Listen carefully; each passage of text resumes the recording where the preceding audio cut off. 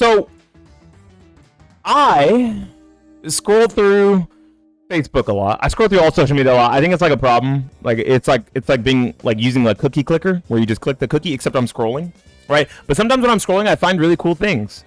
And I've had a lot of recent talk segments on my channel about Yu-Gi-Oh! And this showed up in a Yu-Gi-Oh! Focus group called Zodiac Duelist. It was someone showing off the 2024 World Champion deck list for Pokemon. I just want to let you guys know, if you win Pokemon Worlds, I believe you win either, I want to say it's like $50,000 or something. It's like a lot of money. So we've got a few issues. We've got a few things to look at in comparison to Yu-Gi-Oh! One, the pricing. Let's start with the pricing because that's like a hot button topic right now when it comes to the Yu-Gi-Oh! TCG and the Yu-Gi-Oh! OCG. Just Yu-Gi-Oh! In general. If you're not playing underground Edison tournaments for tons of money or underground Yu-Gi-Oh! Master Duel tournaments for tons of money, by that I mean kids, anyways, then you're probably not making money playing Yu-Gi-Oh! Even if it's a very skill-intensive game, depending on the format, and very high competitive integrity, right? People take the competitive integrity of the game very serious for very little reward. Nice winning a Nintendo Switch and a playmat after 16 rounds of Swiss and 4 rounds of Top Cut. Congratulations, you played yourself. So if we can look here, we can see that this is the 2024 World Championship deck list by Fernando Cifuentes, and it is $52.44. That is what? A 10,000% payout increase? Like a 10,000% return on investment? He spent $50? Of course, not including travel and food and entry and all that stuff, right? Any of that, unless it was paid trip to Worlds, because of course he probably won some sort of national event.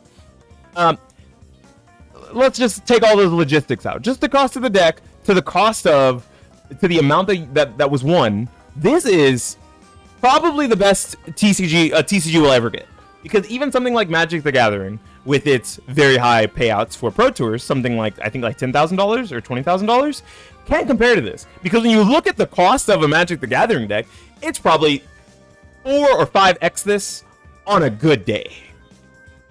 On a good day.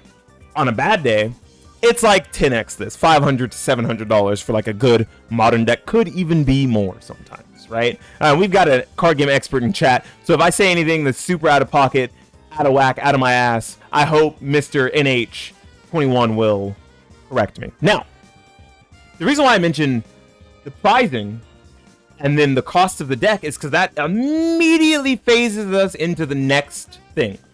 But before we get to that, let me tell you guys what you get when you win Worlds for Yu-Gi-Oh! You get the prize card, if I'm not mistaken, a pat on the back, the McDonald's, and a Nintendo Switch. I'm being hyperbolic. I actually don't know what the pricing for Worlds is for Yu-Gi-Oh! But I can damn sure tell you that it's not cash money of $50,000, and it's probably not even close to that amount in actual pricing. Right, even with the trophy, even with the prize card, whatever World Championship mat, none of those things at a resale value are going to get you close to $50,000. They probably won't even get you close to $10,000. And if you make Top Cut at World, you basically just walk out empty-handed. It was something that Sunseed just talked about on their YouTube video, saying why they were quitting competitive Yu-Gi-Oh! So you're putting in money to get nothing or almost nothing in return. How much money are you putting in? How much is the cost of a current high-level deck? If we look up Fiend Smith Snake, is it Fiend Smith Yubel? Should we just look up Snake Eyes? Snake Eyes deck TCG player. Let's just look up TCG player Snake Eye deck. Let's see if there's a TCG one. Snake Eye Fire King? No. That's Jesse Cotton. This is also old because it's Snake Eye Fire King. I don't know the cost of the deck off the top of my head, so we're gonna see if they have a cost associated. Right? We've got the Wanted, we've got the Bonfires, we got the Poplar, which is only $5. Wow, cool.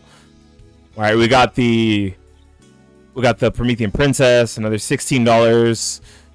All right, we can look at the full deck list cost roughly. This is market price. This is if you get it at a good cost. A 4 $400. About $400, plus or minus $50, right? And for that, in that, you are getting potentially, thank you, let's use YCS Sacramento. Thank you, I appreciate that so much. You're real for that. So we can look at how much, oh my God! That is not, I'm sorry, what? We were talking about possibly $400 for a deck. And then NH21 comes in clutch with the most recent tournament results of YCS Sacramento, the GOAT, Jesse Cotton, the main man, winning again. I don't know how the fuck he does it, how he stays so consistent. $900 for a Yu-Gi-Oh deck at the highest level of competitive play. Yubel, $700. Right, we can look at Runic, super cheap, because it's, of course, Runic. It's not a real fucking deck, okay? No offense to Runic. I wish there was a deck list for Tempai. Tempai, look at that, $500. Fiendsmiths and Gravers are about $95 each. So that makes up a little under a third of the cost of your deck. A little over a third of the cost of your deck. And when you win, you don't get any return on investment in comparison to this $52 deck. Now, I think we can solve this Yu-Gi-Oh! Prizing problem really fast. Yu-Gi-Oh!'s prizing problem is not an issue with the actual prizing. It is an issue with the cost of decks.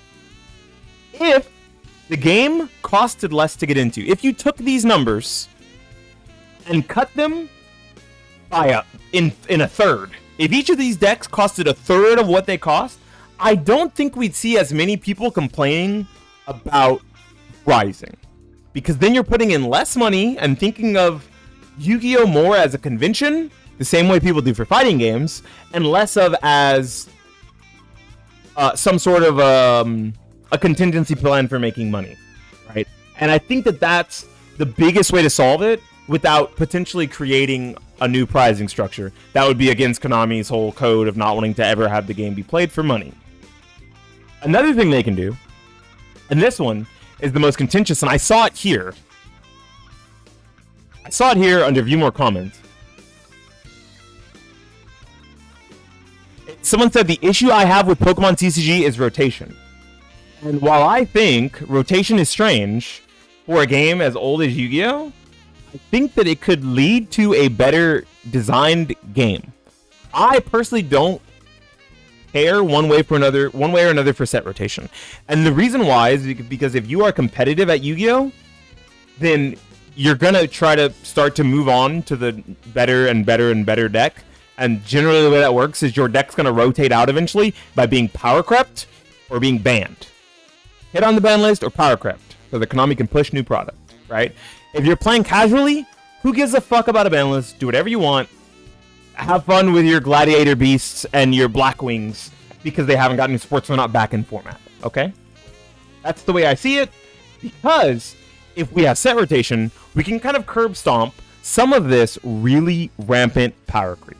And the reason why I mentioned that is because there was a YouTube video by, I believe it was Joshua Smith, and then Jesse Cotton reacted to it, and I meant to also react to one of the reactions. I wanted to content farm, and I haven't done it, or maybe even make my own talking about one-card combos in Yu-Gi-Oh! That being that I really want one-card combos to stick around in Yu-Gi-Oh! And be okay. But currently, the way that one-card combos are going, they don't feel okay, right? I think there are certain one-card combos that are fine and healthy, and if the game was balanced at around that level, if we took that power level and made it Mario and Smash 4 or Mario and Smash Ultimate, which are like viable characters but not super duper broken characters, right? I'm using Smash Ultimate and I'm using Smash as a reference because you can balance a game around a character same way you can balance a card game around a power level, right? So you take that power level of something like Salamangreat, one card combos, Marine Cess, Prank Kids. Trying to think of other one-card combos that are very fair, but also one-card combos. Magispector Raccoon, another balanced one-card combo. Thank you, Shinsky. I appreciate it. Thank you, NH21. I appreciate that. Right? You take that power level and you downscale the game to that, and you start set rotation, or you create a new Yu-Gi-Oh! TCG when a new anime drops or whatever, and that anime will lead to a new influx of cards, and that will create a set rotation. Right? You can reprint as many Rotas as you want. You can reprint as many Monster Reborns as you want. You can reprint as many Mirror Forces and Magic Cylinders and all the casual cards you want into those formats. But you also need to make sure that you're printing in decently competitive power level cards that will be a staple in the format, like the counter spells of Magic the Gathering, the Lightning Bolts, the Birds of Paradise. Printing things like that are at a decent power level that can stave off the rampant power creep Yu-Gi-Oh has. Because Yu-Gi-Oh is becoming so power crept that people are calling it a die roll game, a coin flip game. Yu-Gi-Oh has always had kind of a going first problem, and we've had to address it in the past with something like making it so now going first you only draw 5 cards instead of getting a draw for turn and going up to 6. I recently played Edison and I forgot that you get to draw 6, and that's really cool. Going first, pretty broken. And even in newer Yu-Gi-Oh it would be even more insane, right? But I think if we balance the game, a Romage has a 1-card combo that's extremely fair, right? So if we balance the game around the fair 1-card combos and fair decks that have these interactions that are still pretty strong, but are breakable in a sense, don't create an extremely powerful resource loop, or don't end on 4 Omni Negates off 1 card and have reasonable choke points, I think the game would be better off for it. And some of the prizing problems people would start to stop thinking about them as much, right? They'd start to wax away at them, at the integrity of people's arguments, because they're having more fun in the game, right? And then if you couple that with making the game cheaper by doing the same strategy the OCG does of printing cards all at lower rarities and then having high rarity upgrades for cards, something like a Force of Will, I think, right? Something like Pokemon. I'm trying to think of games that do this, right? Like Pokemon, your deck can be $50, or you can play like a rarityed out version that's $280 or $300, right? I wanted to play EX Miraidon. EX Miraidon was gonna be like $40 from the build, but if I wanted to rarity it out, I could have got it for like 180, right? I could get it for almost for like 4x, but I could have got it for $40, $50, something like that, right? And I think that would be a big boon into getting new people into the door of Yu-Gi-Oh, because the cost associated with it isn't as high. Now, if you enter an event and your deck is, I don't know, $160, your deck is hell 82. Let's say you cut all these by 10%, and you cut them all down to 10% of what they are, which is unreasonable. But say Snake Eyes, the best deck in the format, it's $85. I don't think you feel so bad about winning that Nintendo Switch or PS5, now do you? It doesn't feel as bad. But if your deck is $500, if your deck is $800, and you're winning a Nintendo Switch, my God, that doesn't even cover the cost of your deck. And that's because you still have to be consistent at the game to make it to those top tables for you to get prizing like that. Even if the prizing sucks, you're not even guaranteed to get it, even if you spent this large of amount of money. It really sucks.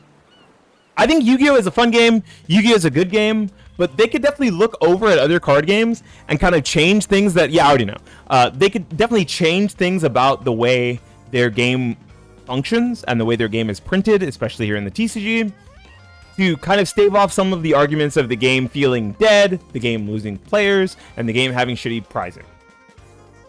You could also make cooler prize cards that are actually valuable and people want to buy them because they're worth something. Like you could print high rarity versions of very powerful cards in the rotating format, so people will want them.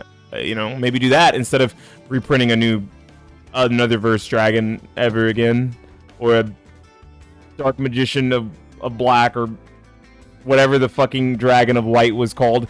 Please never print those again. Like, give us real cards that do something that are worth. Wasn't Crush Card Virus, or one of the Virus cards was a prize card at some point, and it completely warped the format. Maybe they're trying to avoid that. I don't think you should make it a prize card specifically. Yeah, Crush Card was a prize card. I'm old. I'm glad I remember that. But you could make higher rarity versions of those cards that are prize cards. That's fine. Maybe just don't print exclusive cards that are prize cards that are extremely powerful and will completely warp the format, like Minerva. Don't do that. Don't print a Minerva ever again either. Right? There's a happy middle ground, and I hope that this video finds someone at Konami and they reach it and think about these things for the health and long-term health of not only the Yu-Gi-Oh TCG, but of the Yu-Gi-Oh competitive scene. Right? I think creating a lower entry barrier into the Yu-Gi-Oh TCG, not just by making better structure decks and starter decks, but by making lower card prices on the secondary market, by printing things better, printing everything at lower or non-foil rarities, and then having foil upgrades in your packs, like something like Pokemon or the Yu-Gi-Oh! OCG. I think if you do that, it creates a lower cost of entry. More people are willing to try the game. Maybe more people convert over to competitive players. And if the cost is less, people are less likely to complain about shitty pricing. Shitty pricing. That's just how I feel about Yu-Gi-Oh's current problems. Looking at this from like a Pokemon standpoint, every other healthy card game has set rotation, and that is scary for a lot of older Yu-Gi-Oh players and a lot of like legacy players. But it's not scary for anyone who's ever played any other popular or long-lasting card game. Set rotation is generally the healthiest because it stops us from having to worry about rampant power creep. Tell me how you guys feel about any of the suggestions I made down below in the comment section of this video. Like the video, subscribe to the channel for more gaming-related content talks. I'm just the content farm who talks about anything that I find interesting and or enjoy / like. I'm not a Yu-Gi-Oh hater. I want Yu-Gi-Oh to thrive, and these are some of the ways that I think it could get done. This has been Beanie Thuggish for the YouTubes, talking about Yu-Gi-Oh in comparison to Pokemon, signing out and saying peace.